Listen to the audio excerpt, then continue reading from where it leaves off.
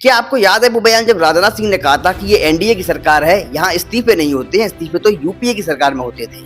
वे मंत्रियों के त्याग पत्र नहीं होते हैं भैया, वो यूपीए गवर्नमेंट नहीं है, एनडीए गवर्नमेंट है। राजनीति में समय सबसे बड़ा जवाब देता है। आज वही एनडीए सरकार अपने ही शिक्षा मंत्री धर्मेंद्र प्रधान का इस्तीफा लेने पर मजबूर हो गई है। पिछले 12 साल में ये शायद पहली बार ऐसा हो रहा है जब कोई केंद्रीय मंत्री अपने पद से हट रहा है। ये सिर्फ एक मंत्री का इस्तीफा नहीं है, बल्कि उन लाखों छात्रों की आवाज का असर है जो कई दिनों से सड़कों पर उतरकर अपनी आवाज को रख रहे थे। लाठीचार्ज हुआ, बैरिकेड लगे, प्रदर्शन हुए, एक लड़की की मृत्यु भी हुई, लेकिन छात्र पीछे नहीं हटे। आखिरकार सरकार को उनके आगे झुकना पड़ा और शिक्षा मंत्री को अपना पद छोड़ना पड़ा। इससे पहले हमने देखा कि पिछले 1.5 महीने में मोदी जी भी एक भी शब्द नहीं बोले थे, लेकिन अब लगातार एक के बाद एक 2 वीडियो अपलोड कर दी और आज इस्तीफा स्वीकार कर लिया। अब सोशल मीडिया पर जो तस्वीरें सामने आ रही है उनमें छात्रों की खुशी का ठिकाना नहीं है। कहीं मिठाइयां बांटी जा रही है, कहीं नाच गाना हो रहा है, क्योंकि ये केवल किसी मंत्री की हार नहीं है, बल्कि युवाओं की आवाज की जीत है। पिछले कई दिनों से छात्र सिर्फ एक ही मांग कर रहे थे कि शिक्षा व्यवस्था पर जवाबदेही तय होनी चाहिए, और अगर व्यवस्था में इतनी बड़ी चूक हुई है तो उसकी जिम्मेदारी भी तय होनी चाहिए। और आज जब इस्तीफा हुआ है तो कई छात्र अपने आंदोलन की पहली बड़ी जीत बता रहे हैं, लेकिन इस पूरे घटनाक्रम में एक बड़ा सवाल भी खड़ा कर दिया है। सरकार कभी कहती थी कि हमारी सरकार में इस्तीफे नहीं होते हैं,